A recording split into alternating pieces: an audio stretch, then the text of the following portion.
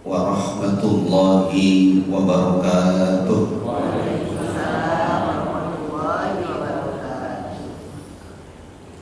Bismillahirrahmanirrahim. Alhamdulillahil qail aqimis sholata liduluki syamsi ila ghasaqil lail wa qur'anal fajr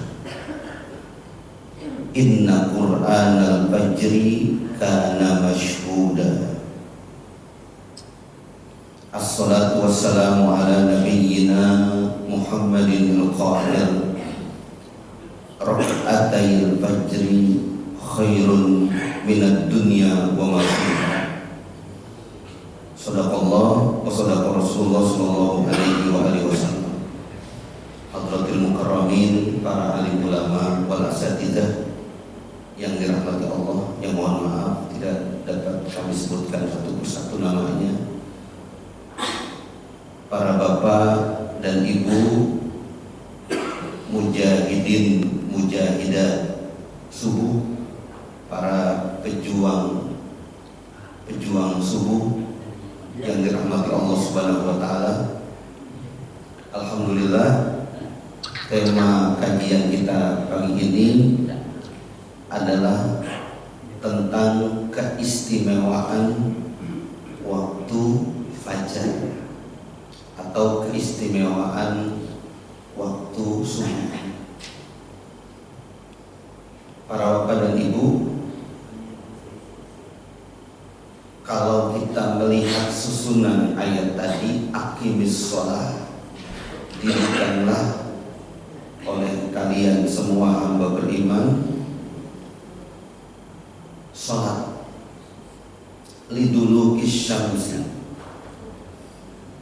sejak matahari tergelincir, ila ghasaqil lail, sampai gelap malam,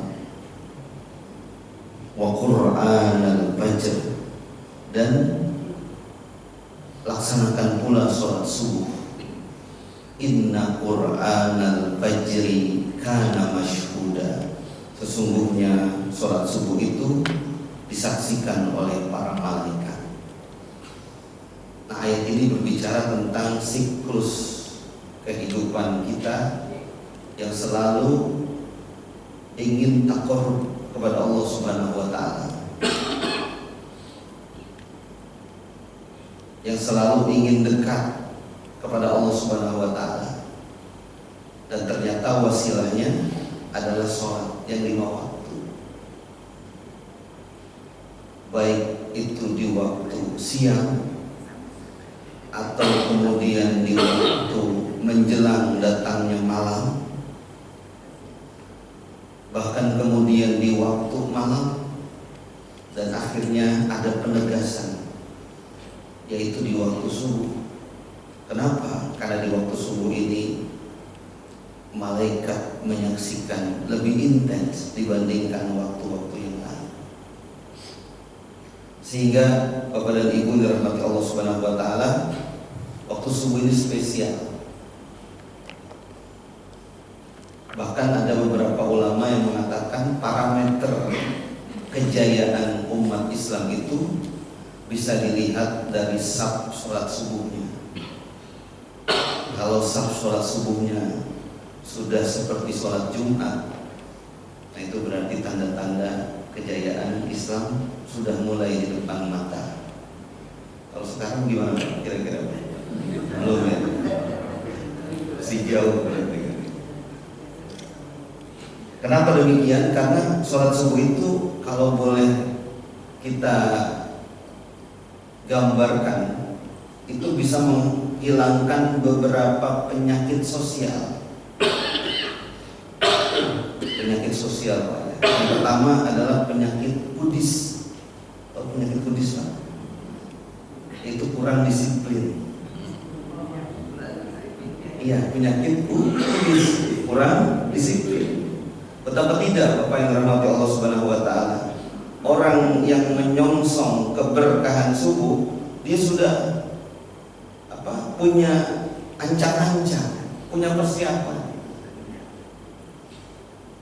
Bahkan bapak dan ibu mungkin sudah menyetel alarm agar tidak kesiangan menyongsong keberkahan subuh, sehingga sudah diagendakan saya harus bangun kira-kira setengah jam atau 1 jam sebelum subuh. Kenapa? Karena dia ingin dapat paket sempurna.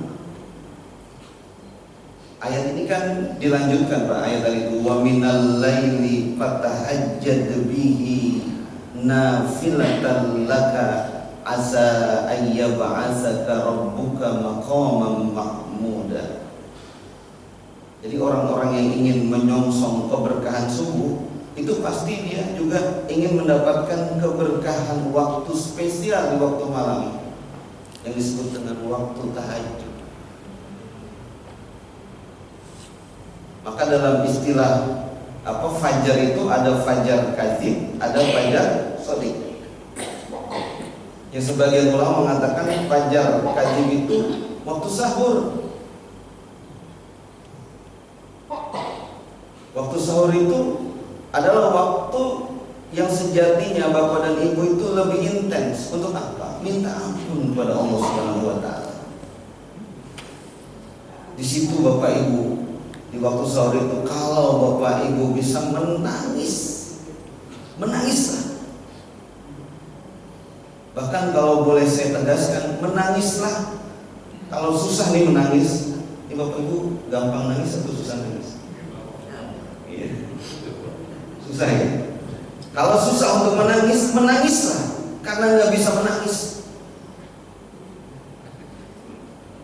Tapi biasanya kan kita menangis itu karena lagi susah.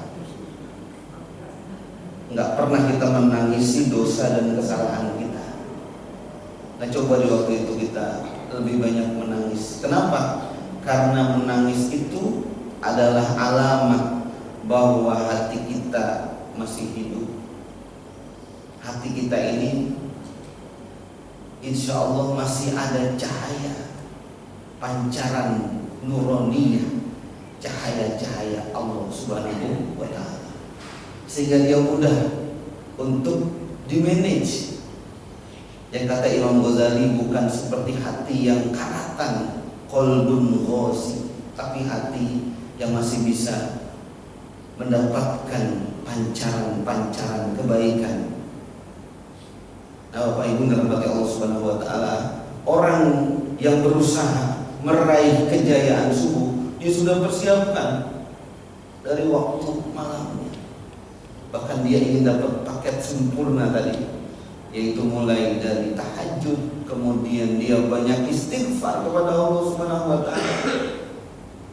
Bahkan dia tangisi segala dosa dan kesalahannya serta kealfaannya sebagai seorang hamba. Sehingga begitu dia meraih waktu subuh, fresh bu, seger. Dan freshnya ini, kesegarannya itu nampak bukan hanya dari sisi jasmaniahnya saja, tapi dari sisi ruhiyahnya. Jadi sisi batiniahnya pun fresh, seger. Kenapa? Karena tadi hatinya sudah dilatih untuk begitu intens taqarruban ilallah Subhanahu wa ta'ala. Nah, maka orang-orang yang meraih kejayaan subuh ini, dia sudah bisa mengantisipasi penyakit sosial tadi, yaitu kudis, kurang disiplin. Penyakit yang kedua adalah kurang. Apa penyakit yang kedua? Kurang api. Ya. Nah, penyakit ini bisa diantisipasi oleh mereka yang ingin meraih kejayaan subuh. Betapa tidak, Nabi memerintahkan di waktu subuh itu kita mengenakan pakaian yang terbaik.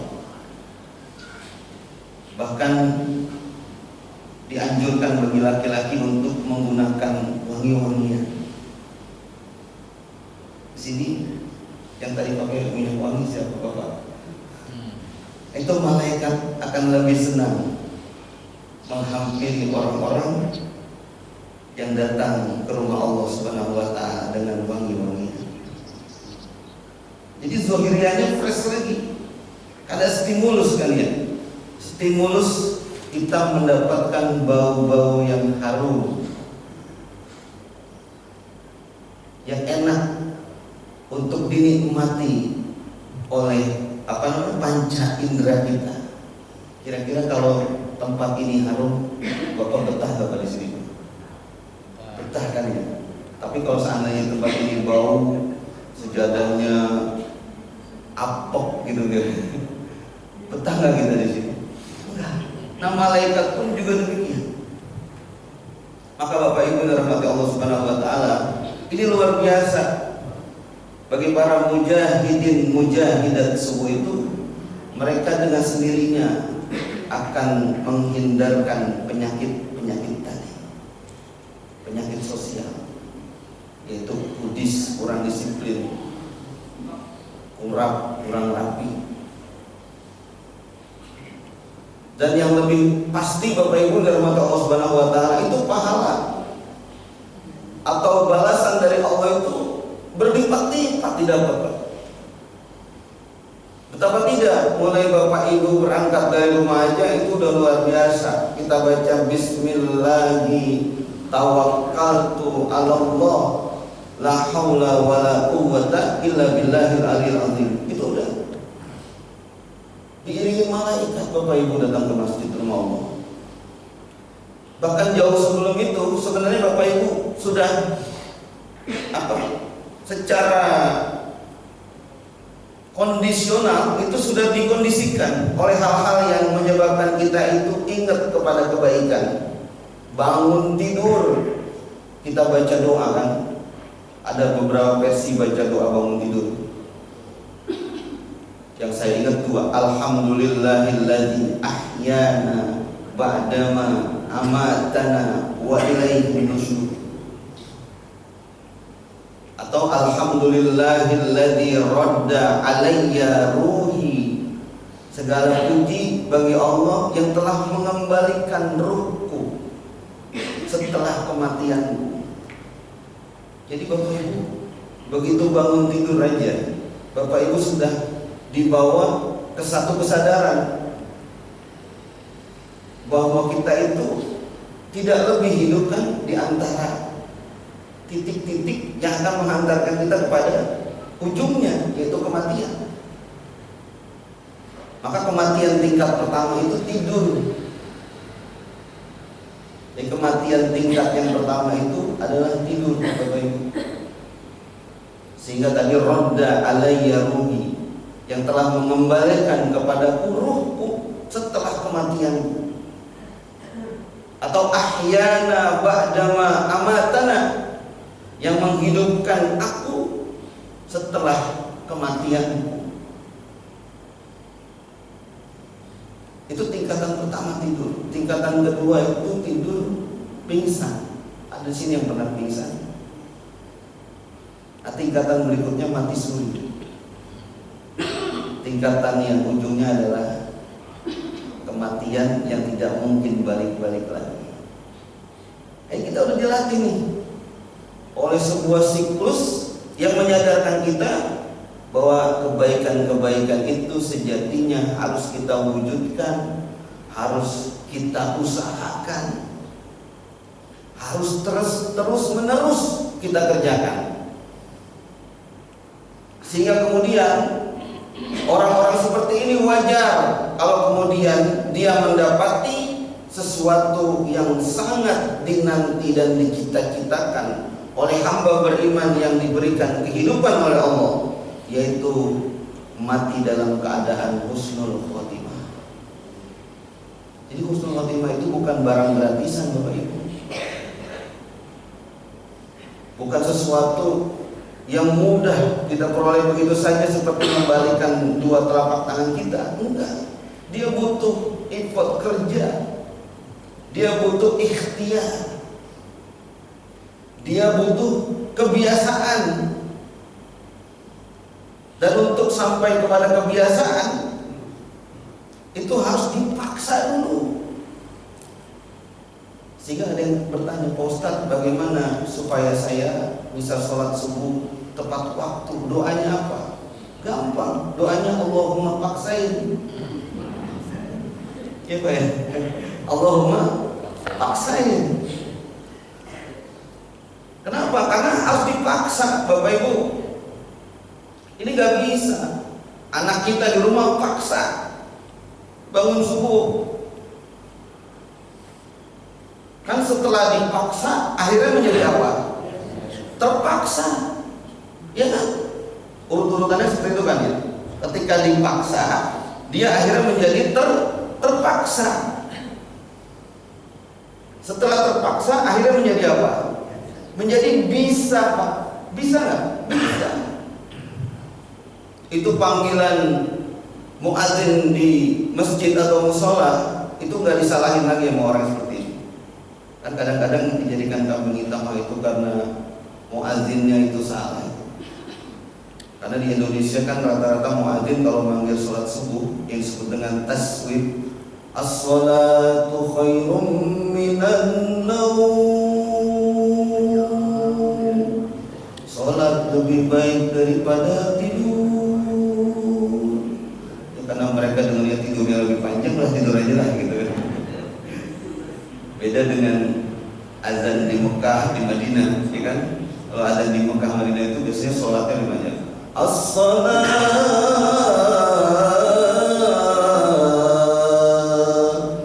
khairum minan naum. Kalau mau diartikan, sholat lebih baik daripada tidur. Jadi kalau di sana lebih banyak yang sholat dibandingkan yang tidur. Tapi alhamdulillah di sini lebih dari 40 orang kan ya. Alhamdulillah. Nah ini harus dipaksa. Dan kita pun harus memaksa diri kita dari kemalasan. Dan kemudian setelah dipaksa menjadi terpaksa dan bisa. Dan ini ujungnya. Karena bisa akhirnya menjadi kebiasaan. Dan kalau sudah menjadi kebiasaan itu pasti ada sesuatu yang lain. Kalau ibu tiba-tiba setelah biasa kemudian ada yang hilang. Ini sudah menjadi apa? Kalau menurut Imam Ghazali ini sudah menjadi akhlak, adatul iradah, kehendak yang dibiasakan. Contoh misalnya, Bapak Ibu kalau masuk ke masjid pakai kaki kanan dulu. Tadi di sini masuk masjidnya kaki kanan dulu, kaki kiri dulu. Kanan, alhamdulillah. Nah tiba-tiba Pak, karena kita buru-buru atau mungkin udah mendekati qomatnya muadzin, kan kita buru-buru tuh. Tiba-tiba kita refleks kiri dulu. Nah orang yang sudah biasa kanan itu refleks otaknya mengatakan ada yang lain nih, apa ya, gitu. Kenapa? Karena kebiasaan baik itu sudah menjadi sebuah kebiasaan. Dan kalau sudah seperti ini, Bapak Ibu dirahmati Allah, itu tinggal menunggu saja limpahan karunia keberkahan dari Allah Subhanahu wa Ta'ala. Kenapa? Karena dia sudah membiasakan diri menjadi makhluk yang terbaik. Sehingga wajar kalau kemudian dapat apresiasi dari siapa? Dari Nabi SAW yang setiap hari berdoa, Allahumma barik li ummati fi bukuriha. Ya Allah, berkahilah umatku di waktu pagi harinya. Jadi Bapak Ibu ini, semua yang hadir di Masjid An-Nur ini adalah orang-orang yang mendapatkan keberkahan subuh dan juga mendapatkan keberkahan sebagaimana Nabi mendoakan kita. Yang doakan Nabi, Bapak Ibu, disaksikan malaikat di waktu subuh. Kira-kira doa ini maqbulatun la turaddu. Dia adalah doa yang makbul, yang tidak mungkin ditolak oleh Allah Subhanahu wa Ta'ala. Maka saya yakin, insya Allah kehidupannya akan berkah, rezekinya akan berkah, keluarganya akan berkah, dan seluruh sendi-sendi kehidupannya pun akan diwarnai oleh keberkahan yang dilimpahkan oleh Allah Subhanahu wa taala. Dan kita pun doakan, Allahumma barik lana fi bukuriha, Allahumma barik lana wa ahlana wa auladana wa jami'a jama'atina fi bukuri hadzal yaum. Ya Allah, berkahilah diriku, berkahilah keluargaku, berkahilah anak keturunan-keturunanku, berkahilah jamaah di masjid ini ya Allah, fi bukuri hadzal yaum, di waktu pagi hari ini. Itu diperintahkan oleh Rasulullah sallallahu alaihi wasallam. Dan kalau saya boleh jujur mengatakan Pak, berkahnya Bapak Ibu di waktu pagi itu berkah kuadrat, bukan cuma berkah. Mulai dari keluar rumah, mungkin tadi diawali dengan tahajud di rumah, kemudian nangis karena memohon ampun kepada Allah Subhanahu wa taala, karena waktu itu adalah waktu yang sangat spesial untuk minta ampun. Wal mustaghfirina bil ashar. Waktu sahur itu adalah waktu yang sangat spesial bagi hamba-hamba yang ingin memohonkan ampun kepada Allah Subhanahu wa taala. Terlihat dari wajahnya yang ceria, terlihat dari wajahnya yang segar, fresh, karena jiwanya sudah tertata begitu indah dalam rangkaian yang begitu menakjubkan, karena mereka ingin taqarruban ilallah Subhanahu wa ta'ala. Bahkan ada pepatah dalam bahasa Arab, man talabal ula sahirul layali. Siapa orang yang ingin memperoleh kemuliaan, derajat kemuliaan, dia terjaga di waktu sahur. Tapi maksudnya dia terjaga itu untuk hal-hal yang positif, yang baik. Tadi zikir, baca Quran, berdoa. Jadi kita banyak juga yang terjaga di waktu sahur tapi nonton bola, zikir, bersiap-siap untuk menuju masjid, menyongsong keberkahan yang lebih banyak lagi. Maka tadi saya bilang ini keberkahannya kuadrat Pak. Mungkin kalau ada pangkatnya mungkin bisa pangkat 4, bukan kuadrat lagi. Kenapa? Karena begitu masuk ke masjid kita niat i'tikaf. Nawaitu ana atakifa fi hadzal masjid lillahi ta'ala. Aku niat i'tikaf selama di masjid ini karena Allah Subhanahu wa taala. Jadi ada yang belum niat i'tikaf? Niat i'tikaf. Niat i'tikaf. Dan begitu selesai niat i'tikaf, dapat tuh raka'atil fajri khairun minad dunya wa ma fiha. 2 rakaat fajar itu lebih baik dibandingkan dunia dan seisinya. Kalau kita pakai pendekatan kapitalisme ya Bu ya. Ini kita seperti orang yang paling kaya dibandingkan George Soros, dibandingkan Bill Gates, dibandingkan di Indonesia siapa? Dibandingkan Khairul Tanjung. Kenapa? Karena kita memiliki dunia dan sisinya. Khairun minad dunya wa ma fiha. Itu dunia dan isi-isinya kita miliki karena kita mengerjakan 2 rakaat fajar. Tapi menurut beberapa ulama, ketika mereka mengartikan tentang raka'atil fajr itu karena kedekatan sujud kepada Allah Subhanahu wa taala. Ibu bapak yang dirahmati Allah, bersyukur seandainya kita sujud, bisa sujud kepada Allah itu adalah anugerah yang luar biasa. Sekiranya nih ada makhluk di dunia ini yang hanya sekali saja dia sujud, tapi di suasana sujudnya itu dia menghadirkan Allah di dalam hatinya, maka bapak dan ibu, hamba yang seperti itu dijamin akan masuk surga. Meskipun mungkin surga paling belakangan, karena sujudnya sekali doang. Kan nanti Bapak Ibu digambarkan tuh, ketika seorang berjembat di Shirathul Mustaqim dari tempat yang namanya stasiun Al-Mauqif, di stasiun pemberhentian Al-Mauqif. Setelah kita melalui fase yang begitu panjang, dari mulai dibangkitkan dari kubur, Yaumul Ba'ts ketika itu, setelah sangkakala kedua dari malaikat Israfil ditiupkan, kemudian kita digiring kemana? Ke mahsyar. Dan ketika di mahsyar itu tak sehelai benang pun menempel di tubuh kita, tak beralas kaki kita. Matahari begitu dekat dengan kepala kita, panas suasana ketika itu, sehingga anak lupa dengan orang tuanya, orang tua lupa dengan anaknya, suami lupa dengan istrinya, istri lupa dengan suaminya, Pak RT lupa sama warganya,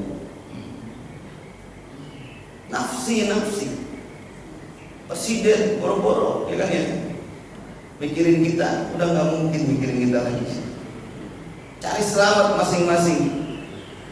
Itu kan fasenya itu panjang, sampai kemudian alhamdulillah di suasana seperti itu Bapak dan Ibu diberikan kesempatan untuk bisa meminum seteguk dari telaga Kausar atau telaga Nabi yang disebut dengan Haudun Nabi Sallallahu Alaihi Wasallam.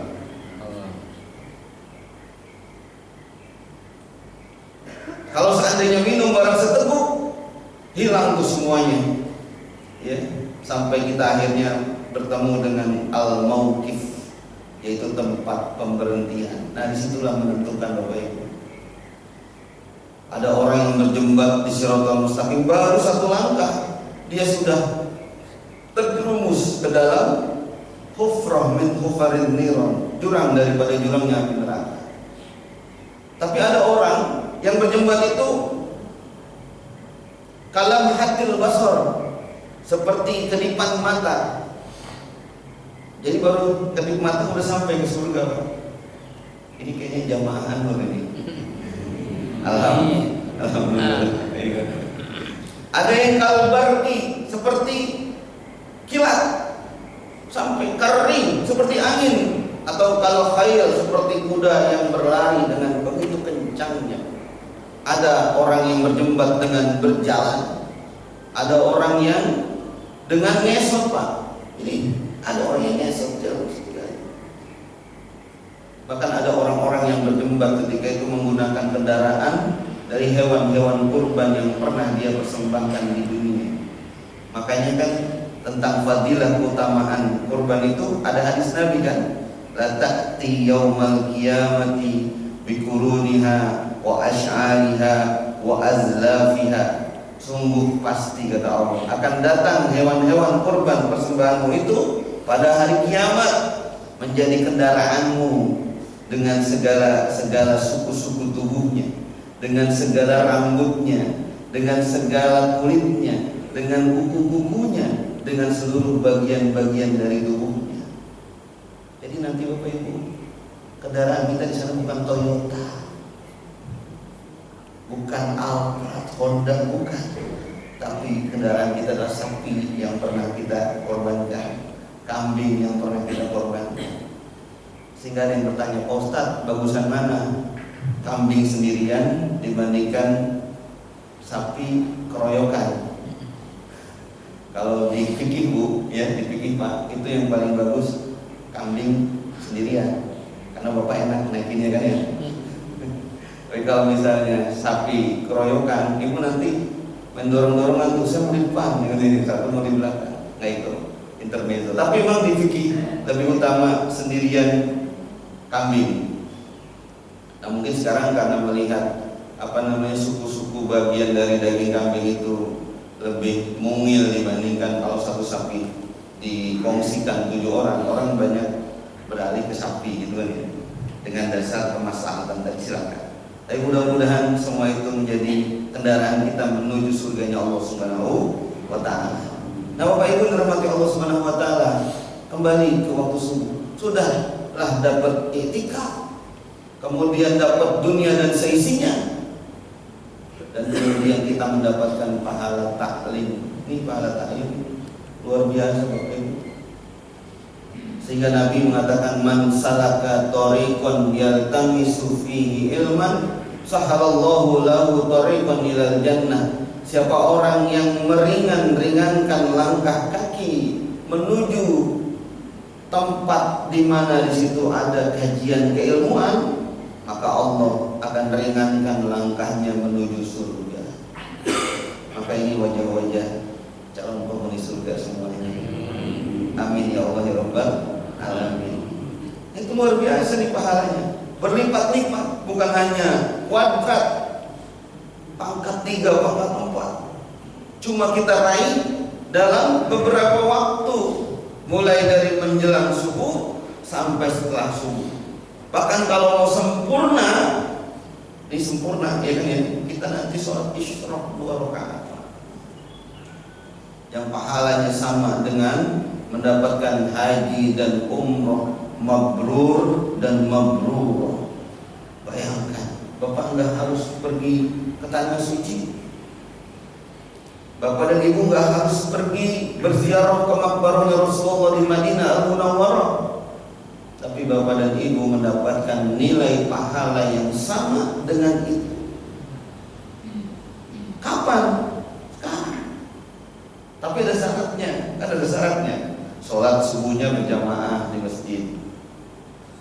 Ini ulama mensyaratkan demikian. Kemudian dia menunggu datangnya waktu itu dengan aktivitas yang baik, dengan zikir atau dengan baca Quran atau dengan banyak-banyak munajat taqarrub ila Allah Subhanahu wa taala atau dengan taklim semacamnya. Apakah kita sampai jam berapa nih? Ya. Nah, kalau kita ingin meraih kejayaan seperti itu nilai pahala sudah berlipat-lipat. Dan kalau itu diulang setiap waktu, setiap saat, setiap hari, mungkin ada bapak-bapak di sini yang kalau ada subuh award, dia dapat awardnya Pak, karena nggak pernah dia tidak hadir di waktu subuh di Masjid An-Nur. Seperti dulu ada sahabat Nabi SAW, ya, dia itu selalu ada di saf terdepan ketika sholat subuh, namanya Sya'ban.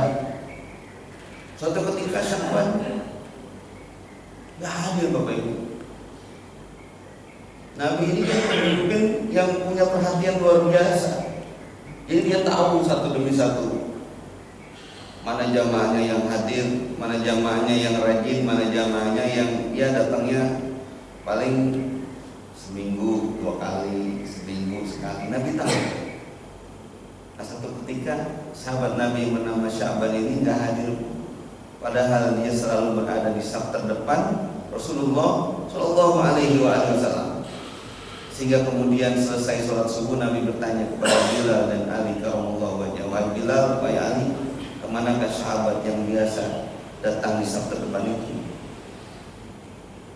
Terus kata sahabat, "Kita tidak dapat informasinya ya Rasulullah." Mulai tuh khawatir Nabi SAW. Kalau gitu kita harus, adakah di antara kalian yang mengetahui di mana rumah si Sya'ban itu? Oh, saya tahu ya Rasulullah, saya akan hantarkan engkau. Bapak Ibu dalam hati Allah Subhanahu wa taala, apa yang terjadi? Ternyata sahabat-sahabat itu untuk menuju masjid, ya, Masjid Nabawi ketika itu, dia harus kira-kira perjalanan 3 jam sebelumnya. Sehingga jauh, belum sampai-sampai juga, udah menjelang siang baru sampai ke rumah sahabat-sahabat. Bertemulah Nabi SAW dengan istri sahabat Sya'ban tersebut. Ditanyakan, "Wahai ibunda, gerangan apa yang menyebabkan suamimu tidak bisa hadir di majelis sholat subuh pada pagi hari ini?" "Ya Rasul," sambil sambil terisak sang istri bersedih, "Suamiku sudah dipanggil oleh Allah 1 hari yang lalu. Ya Allah, inna lillahi wa inna ilaihi raji'un. Tapi ada perasaan takut Bapak Ibu dari sang istri. Ya Rasul, suamiku itu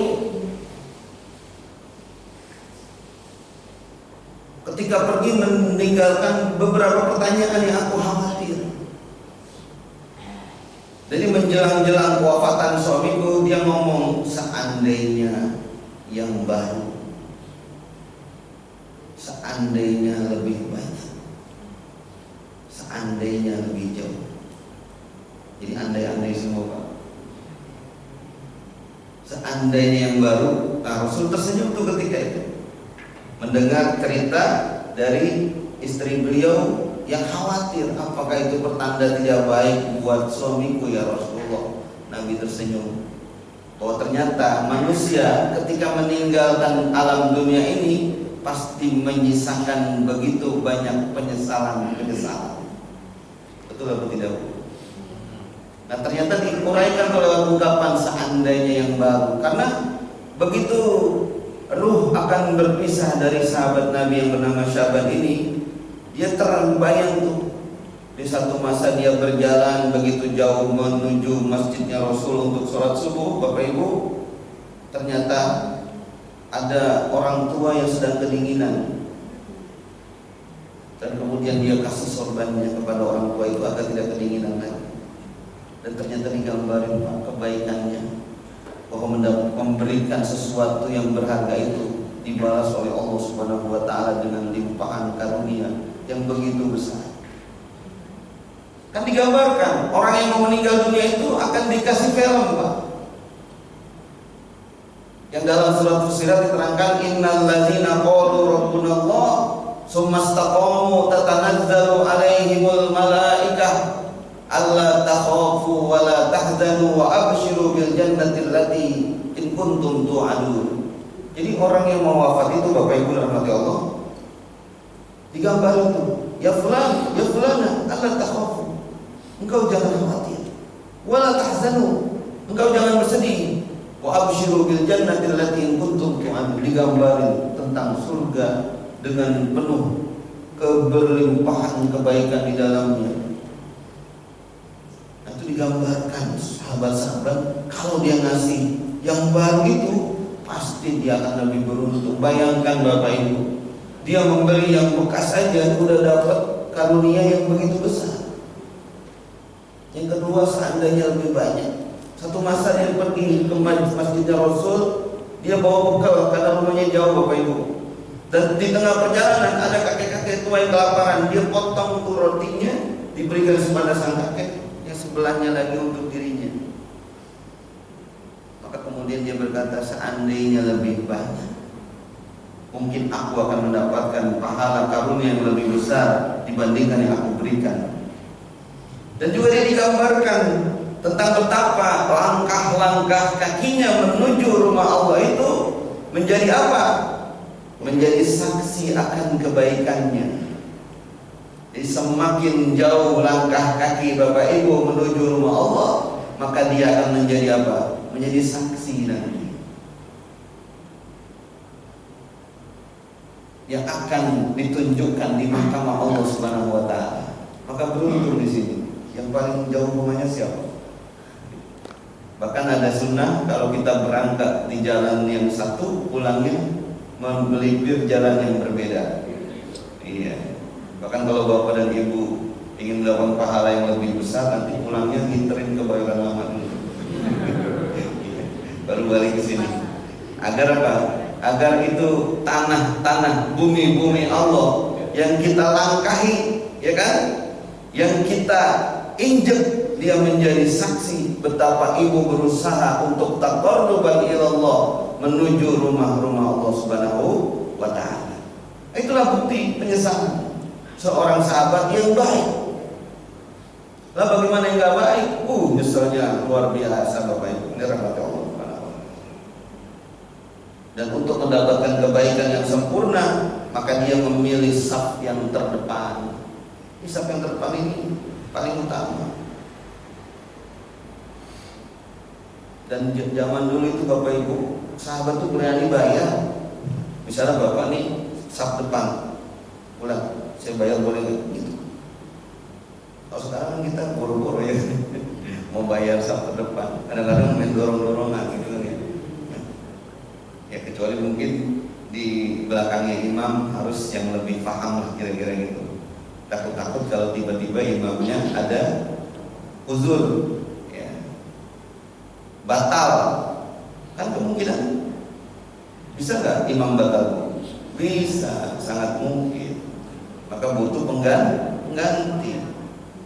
So must go on, ya kan, sholat harus tetap berjalan walaupun imamnya batal, harus ada yang gantikan. Nah, itu luar biasanya hal-hal yang terkandung dalam pelajaran ibadah sholat yang 5 waktu yang kita kerjakan. Walhasil, Bapak Ibu dalam hati Allah Subhanahu Wa Taala, beruntunglah mereka-mereka yang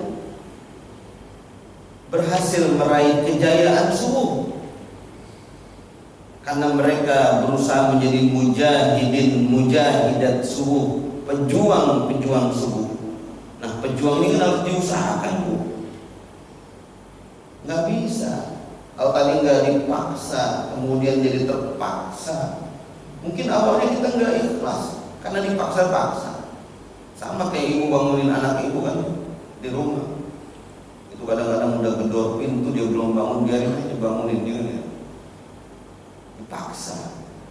Dan kemudian akhirnya dia menjadi yang terpaksa, akhirnya menjadi bisa.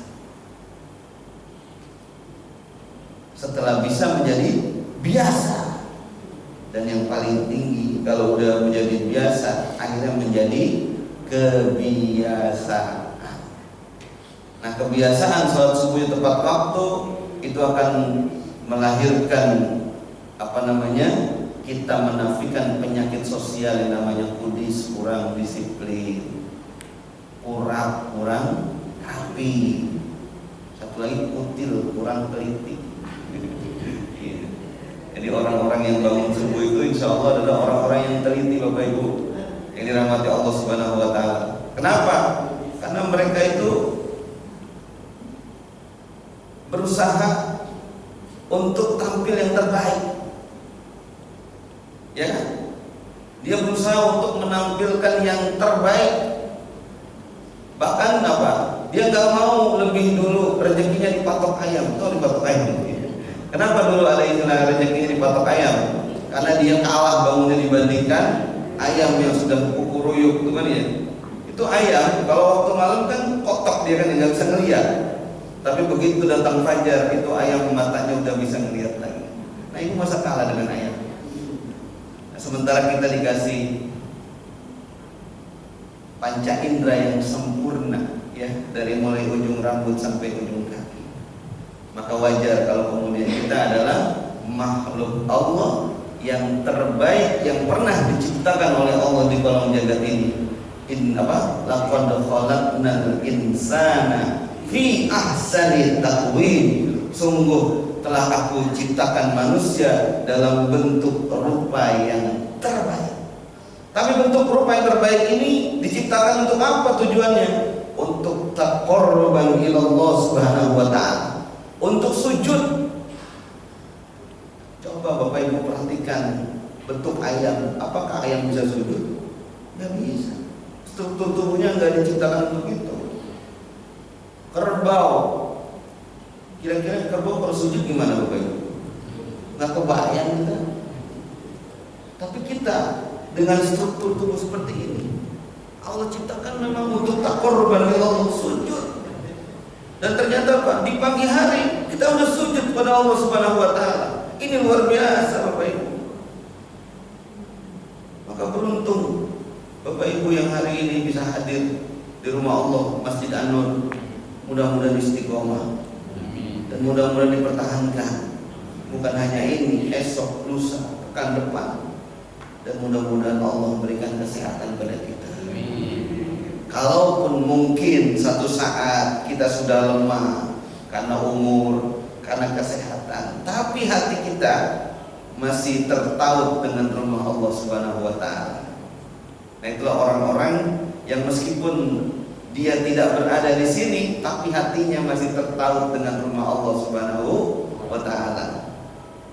Bahkan Allah memberikan apresiasi yang begitu besar kepada siapa? Anak muda, syabun qalbuhu muta'alliqun bil masajid, anak muda yang hatinya tertaut dengan rumah-rumah Allah.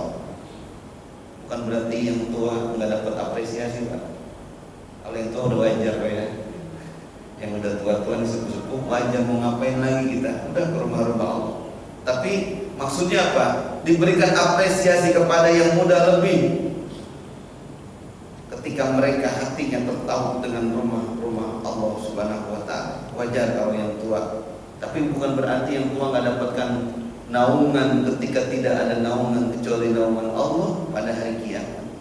Mereka-mereka yang hatinya tertaut dengan rumah-rumah Allah akan mendapatkan pahala sedemikian rupa ketika satu masa tidak ada lagi naungan kecuali naungan Allah Subhanahu wa Ta'ala pada hari kiamat. Beruntung nih Bapak dan Ibu yang berhasil meraih kejayaan subuh hari ini. Mudah-mudahan dipertahankan, mudah-mudahan ditingkatkan, kemudian ditambah ilmu pengetahuannya, kemudian ditambah amaliyahnya, ditambah zikirnya, ditambah baca Qur'annya. Jangan lupa niatnya, jangan lupa dipenuhi segala-segala hal yang menyempurnakannya, seperti wudunya, seperti misalnya bacaan-bacaan sholat kita lebih difahami, bukan hanya makna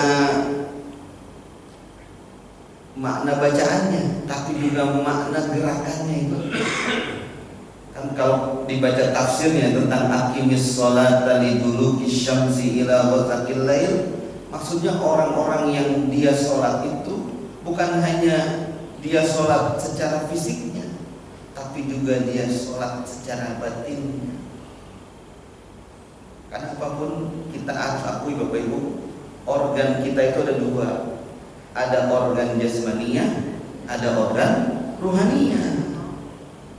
Mungkin Bapak Ibu untuk organ jasmaniyah pagi ini makannya nasi uduk, bubur ayam, ya kan? Tapi kalau untuk organ ruhaniyahnya apa makanannya, Pak? Zikir, sholat, baca Quran. Hal-hal yang membuat kita dekat dengan Allah Subhanahu wa Ta'ala. Dan ini menyatu antara ruhiyah kita dengan jasmaniyah kita. Kalau dia sudah berpisah, berarti sudah bukan manusia lagi kita, jenazah, betul? Jenazah kita. Dan untuk urusan jenazah tadi, itu bagian dari cacing tanah itu. Betul-betul. Begitu dimasukkan ke liang lahat, maka karena sudah berpisah antara ruhiyah kita dengan jasmaniyah kita, itu menjadi santapan ajud, cacing tanah. Coba Ibu angkat beberapa waktu, dia sudah mulai dimakan oleh cacing tanah. Kecuali mungkin Allah pilih manusia-manusia tertentu yang cacing tanah saja tidak berani menyentuh tubuhnya, karena mungkin di tubuh itu masih ada sesuatu yang makhluk-makhluk di sekitarnya itu takut pada dirinya. Mungkin sehingga dijaga tubuhnya sampai dengan ratusan tahun, sampai dengan puluhan tahun, tapi belum juga berubah tubuhnya. Sebagaimana dulu pernah diceritakan tentang pejuang-pejuang Uhud, ketika dipindahkan makbarahnya karena banjir, diangkat, ternyata tubuh mereka masih utuh sebagaimana di awal ketika mereka dipendam ke dalam bumi, dan masih ada bau amis darah ketika mereka pulang dari berjuang di Uhud. Dengan kondisi awal seperti itulah mereka dikuburkan. Bagi orang yang mujahidin kan seperti itu, karena mereka mati syahid. Nah, mungkin seperti itu, tapi kita nggak tahu. Allah a'lam bishawab tentang diri kita. Mudah-mudahan dengan kita menata hati kita, menata jiwa dan juga aktivitas kita, hadir kita di rumah Allah di waktu subuh, kita tata semuanya Saya yakin bukan hanya kesehatan jasmani yang akan kita peroleh, tapi juga kesehatan jasmani dan rohani. Insya Allah. Nah, mudah-mudahan semakin mendekati kebiasaan menjadi suatu kebiasaan. Nah, ujungnya adalah kita meraih apa yang dicita-citakan, yaitu min husnil khotimah, wafat dalam keadaan husnul khotimah. Mungkin ini untuk lebih lengkapnya ada bapak dan ibu yang ingin bertanya, masih ada waktu sedikit menjelang waktu isya. Baik, hadirin yang dirahmati Allah Subhanahu wa taala, demikianlah kajian pada kesempatan hari ini yang mengangkat tema keutamaan waktu fajar yang sangat luar biasa. Silakan di area yang ditanyakan. Bapak sebelah kiri, sebelah kanan ada dari ibu. Baik, Bu Haji Tomo, silakan untuk mengawal pertanyaan. Assalamualaikum warahmatullahi wabarakatuh. Pak Ustadz, tadi mengenai sab yang pertama adalah pahalanya paling banyak. Itu mungkin untuk yang laki-laki. Kalau bagi untuk perempuan, apakah itu berlaku? Kalau seandainya jamaah perempuan itu banyak. Assalamualaikum warahmatullahi wabarakatuh. Waalaikumsalam. Langsung. Ya, silakan.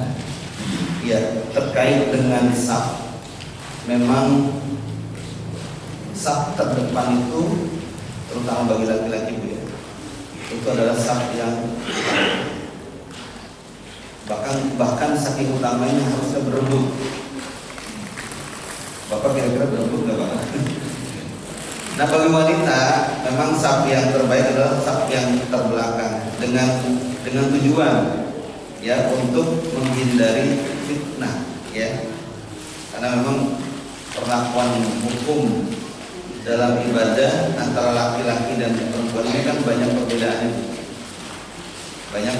perbedaannya. Contoh dalam sholat aja, ya, dalam sholat ketika mengingatkan imam lupa, itu laki-laki boleh dengan subhanallah, dengan suara, tapi perempuan kan enggak dengan suara. Banyak perbedaan-perbedaannya. Nah, terkait dengan sesama, misalnya ibu berjamaah sesama wanita, nggak ada laki-laki. Kalau zaman dulu, zaman saya kecil itu banyak sekali majelis-majelis taklim ibu-ibu yang memang spesial buat ibu-ibu. Bahkan di luar negeri itu sekarang sudah ada musolatun nisa, musola khusus untuk perempuan.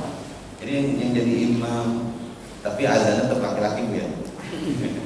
Yang jadi imam itu perempuan semuanya. Nah, kalau di antara perempuan, sesama perempuan, itu berlaku hukum yang tadi itu tetap sama. Yang paling depan adalah lebih utama. Kalau sesama wanita, ya kan, ya. Nah, zaman-zaman sektor itu biasanya kalau sholat tarawih itu ada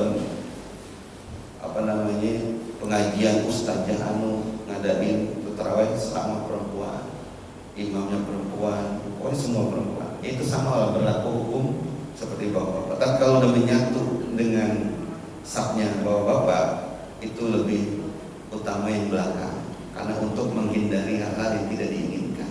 Seperti itu, Bu Haji, ya kan, ya. Nah, cuma banyak hal tetap hukumnya sama. Yang datang lebih dulu, ya, itu pasti mendapatkan kemuliaan lebih besar dibandingkan yang datang belakangan. Yang mempersiapkan diri dengan wudhu di rumah, nah, itu lebih besar nilainya dibandingkan orang yang wudhunya di masjid. Jadi bapak kalau datang ke masjid itu wudhunya dari rumah. Jadi masjid ini kalau batal aja, ya. Jadi, kenapa? Karena bapak berjalan dengan berwudhu, dengan bapak berjalan tidak dengan berwudhu, itu jauh lebih mendapatkan nilai keberkahan orang-orang yang datang dengan berwudhu. Bahkan kalau nanti bapak misalnya nih, ya, dikasih kesempatan berziarah ke Madinah Al-Munawwarah, ada masjid Quba, ya. Nah, bapak itu sholat sunnah 2 rakaat di masjid Quba dengan berwudhu dari pondokan atau tempat bapak tinggal, itu sama nilainya dengan sholat, sama nilai dengan umroh. Jadi pahala umroh itu bukan hanya didapat di Mekah, tapi didapat juga ketika kita berkunjung ke Madinah Al-Munawwarah. Nah, seperti itu terkait dengan soft ya. Nah, kalau umumnya tetap soft terdepan adalah lebih utama. Semakin ke belakang semakin kurang nilainya. Ya. Dan bahkan parameter ukuran khusyuknya sholat itu dilihat. Apabila ada salah seorang jamaah yang khusyuk, maka nilainya khusyuk semua. Atau mungkin saling melengkapi. Si A atau si fulan dia khusyuknya waktu takbiratul ihram, Allahu Akbar, khusyuk dia tuh baca. Dan memang kalau bisa di sini paling khusyuk Pak. Ya, kenapa? Karena 3 komponen masuk di sini semua takbiratul ihram. Apa komponennya? Hati, niat hati, qalbiyah. Ya. Kemudian qauliyahnya takbir. Bahkan takbirnya kan rukun qauli wajib nih Pak. Bapak Ibu, di takbiratul ihram enggak boleh menang. Enggak bisa. Ini dia harus diucapin Allahu Akbar. Minim-minim terdengar oleh telinga kita sendiri. Itu minimal. Allahu Akbar. Nah, kemudian tangan diangkat. Artinya apa? Tanda pasrah, menyerah total kepada Allah Subhanahu wa taala. Udah tinggalin hal-hal lain yang kita ingat sholat. Bahkan beberapa ulama mensyaratkan minimal kalau kita nggak bisa khusyuk secara keseluruhan, khusyuk ketika takbiratul ihram. Nah, mungkin ada yang takbiratul ihram khusyuk. Ada orang yang khusyuk pasti tidak lupa. Yang kita baca Rabbana lakal hamdu mil'us samawati wa mil'ul ardi wa mil'u ma syi'ta min syai'in ba'di. Itu seolah-olah dia berdiri di satu tempat di mana dia merasa kecil banget Pak. Bayangkan Pak, kemarin saya dapat gambar di medsos ya. Itu bumi ketika dipoto dari planet Saturnus Pak, itu cuma setitik doang. Bumi yang kita tempati ketika dipoto dari planet Saturnus itu cuma setitik doang. Dan yang lebih kita miris apa? Ternyata di tempat yang setitik itu 7,6 miliar manusia hidup di dalam. Siapa? Kita. Cuma di titik itu. Pertanyaannya, Ibu atau Bapak kecil aja kok kecil banget? Kecil banget. Pertanyaan berikutnya, mau sombong apa kita? Di titik itu aja ada 7,6 miliar manusia hidup di dalamnya. Berarti kita kecil banget, nggak punya apa-apa, nggak bisa apa-apa. Seandainya itu goyang sedikit aja Bapak Ibu, udah kayak apa kita? Untungnya matahari berkedar sesuai dengan garis edarnya. Wasyamsu tajri limustaqarrin laha zalika taqdirul azizil alim. Kalau seandainya matahari nyimpang dikit aja, loncat kita. Bukan kita yang loncat, air laut loncat. Gunung lompat. Kalau gunung udah lompat kira-kira gimana? Gunung baru batuk aja kita udah takut, ya kan? Ada wedus gembel, itu baru degem kalau bahasanya, kalau bahasa orang ini baru begitu doang tuh gunung kita udah takutan. Ya Allah ya Rabbana. Dehemnya gunung aja kita udah takut. Bagaimana kalau dia lompat, ya kan?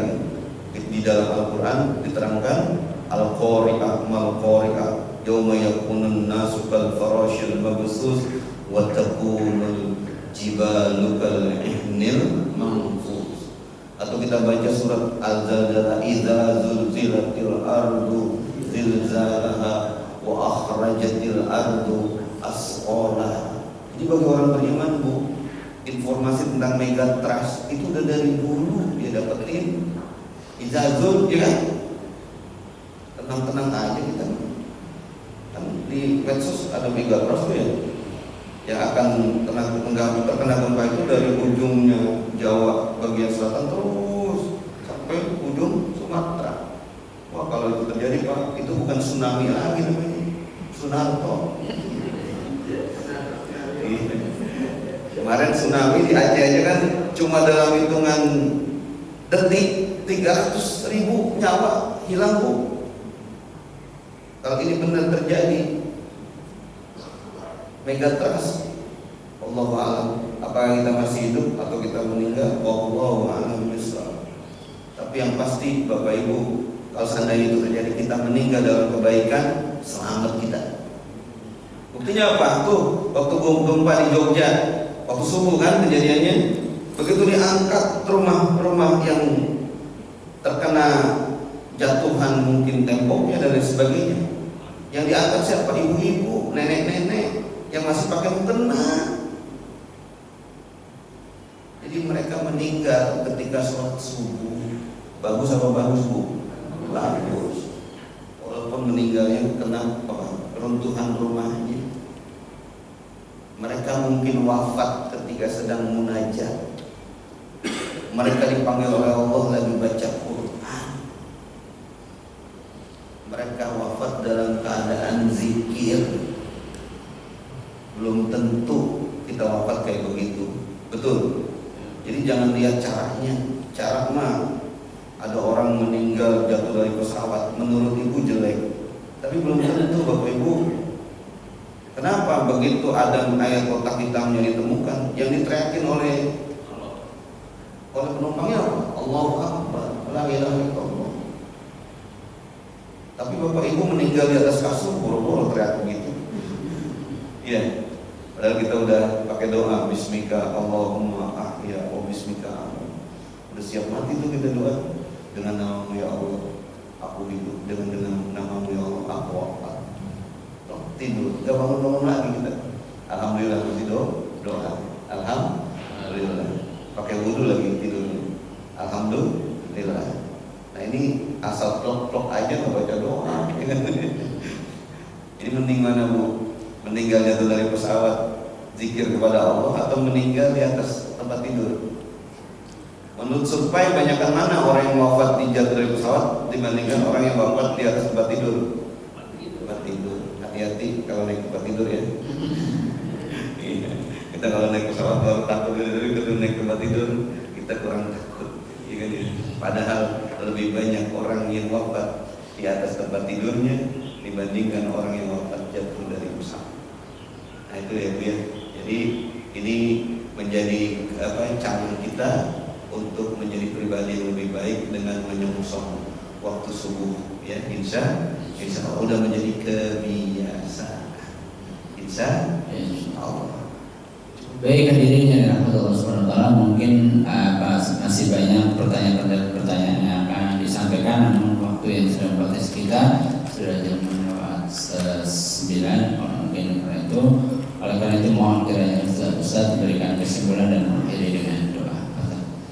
Ya Bapak Ibu, kesimpulannya untuk menyongsong kemuliaan subuh itu pasti ada usaha, ya. Ada ikhtiar yang harus kita lakukan. Namun di balik ikhtiar yang kita lakukan itu ada pundi-pundi kebaikan yang akan kita peroleh dan kita dapatkan. Dan yang paling besar adalah keberkahan yang didatangkan oleh Allah melalui doanya Rasulullah Shallallahu Alaihi Wasallam. Nah keberkahan inilah yang luar biasa. Maka saya yakin orang-orang yang berhasil menjadi pejuang mujahid dan mujahidat subuh pasti hidupnya berkah, pasti keluarganya berkah, pasti umurnya berkah, dan pasti insya Allah dia akan mendapatkan sesuatu yang sangat indah, yaitu pulang ke hadirat Allah dalam keadaan husnul khotimah.